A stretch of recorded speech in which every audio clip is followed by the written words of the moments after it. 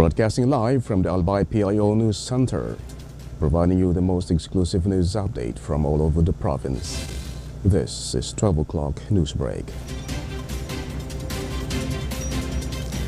In the local scene, the Department of Information and Communications Technology, the ICT Region 5, recently assessed the ICT skills of provincial government of Albay employees through the province's first ever ICT user certification examination.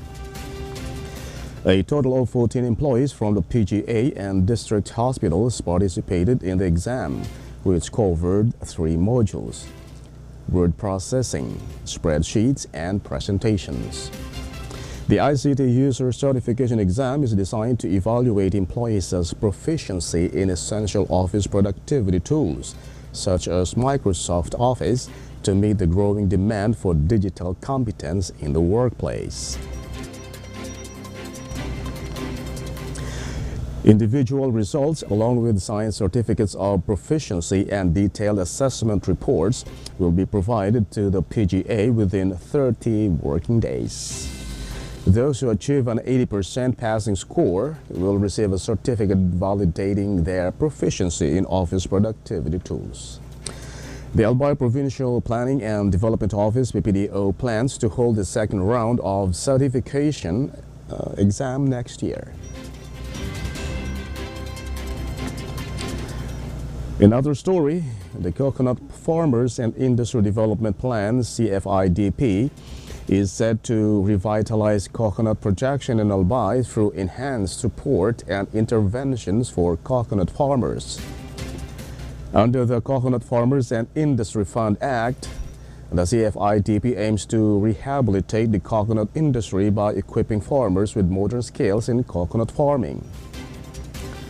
This initiative was made possible during the recent regional launch of CFIDP, where 4 farmers' associations in Albay received farm equipment for intercropping coconut and cocoa. According to Provincial Agriculturist Cheryl Oribeta, the program led by the Department of Agriculture will boost coconut production and increase farmers' incomes.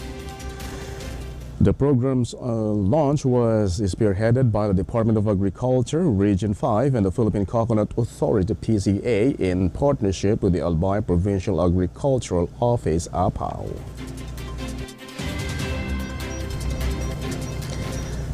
In the national scene, the Department of Energy, DOE, and the Department of Environment and Natural Resources, DNR, have partnered in promoting offshore wind projects in the country.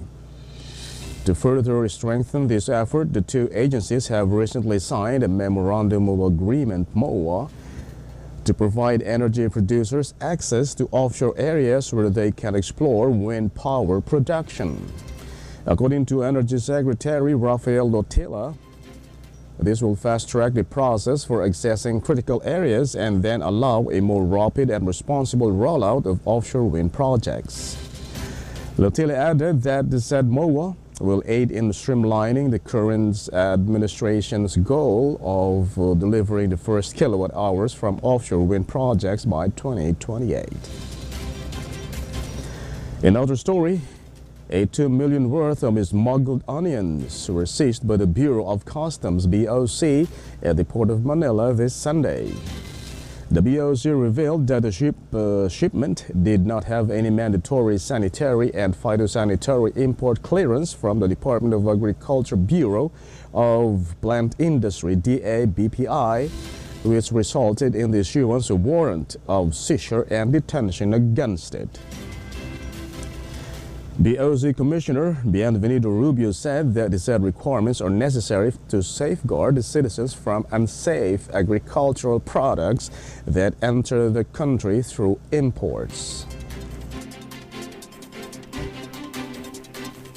In other news, Bacolod City's chicken building at the Campus Tuhan Highland Resort in Talisay City, Negros Occidental, has been recognized by the Guinness Book of World Records. The said building, deemed as Manok ni Kano Guaputan, now carries the title as the largest building in the shape of chicken. According to the Guinness World Records website, the said building is 114 feet 7 inches tall, 39 feet 9 inches in width, and 92 feet 5 inches in length. Meanwhile, the resort owner, Ricardo Canotan, said the 15-room building tower will be inaugurated this coming October 19.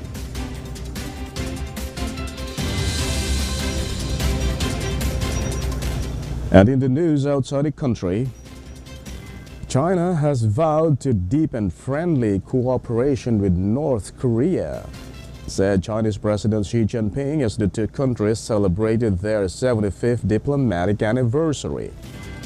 According to Xi Jinping, China is open to working with North Korea to intensify strategic communication and coordination, as well as friendly exchanges and cooperation. The Chinese president also added that Beijing and Pyongyang have been working closely in advocating for regional peace and stability and upholding international fairness and justice. China and North Korea have been traditional socialist allies, with the former extending crucial support for the latter's diplomatically isolated government. And finally, in the news outside the country, the Democratic Republic of Congo, which is the epicenter of Mpox epidemic, has finally launched a vaccination drive in the city of Goma, with the hospital staff members first in line. Congo has only 265,000 vaccine doses as of now, including donations from the United States and the European Union.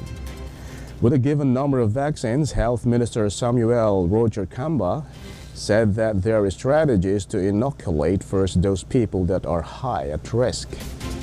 Kamba added that their primary aim is to target priority groups, which are those with health conditions and medical workers.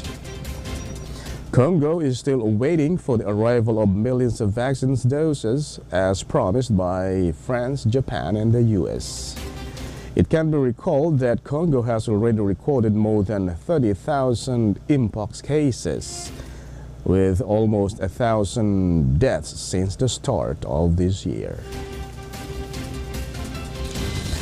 And that's all for the 12 o'clock news break, October 7, 2024. We'll be right back tomorrow for more news updates. And thanks to our 12 o'clock news break writer, Albay Lurejo. And on the technical side, Chad Bobis. And of course, our Provincial Information Officer, Mary Luduca Castillo. And under the supervision of our Governor, Etzel Grace Lagman, I am Greg Hallare. Thank you for subscribing.